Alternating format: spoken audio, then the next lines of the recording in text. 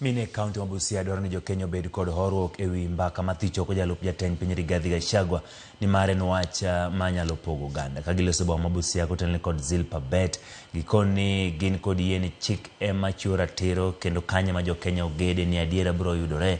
Magi timore ka twak mathicho Gachagua to chan e nyim speaker ma Senate Amason Kingi kendo kanye ma Gachagua biro ng'e ka odhi pacho kata odong' e apis.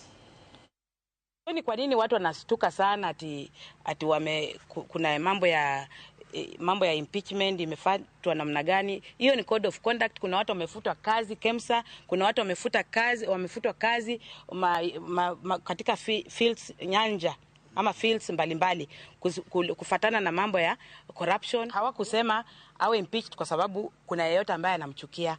Waliangalia ile inaweza tendeka kwa governor, inaweza tendeka kwa MP, member of parliament, na inaweza tendeka kwa mfanyakazi yoyote wa Kenya. Sio lazima awe politician. Na wabunge wajafanya vitu zao kutoka nje mbalimbali. Wameangalia katiba ya Kenya inaangazia nini. Hiyo ndio wamefuata wakasema anastahili kuwa impeached.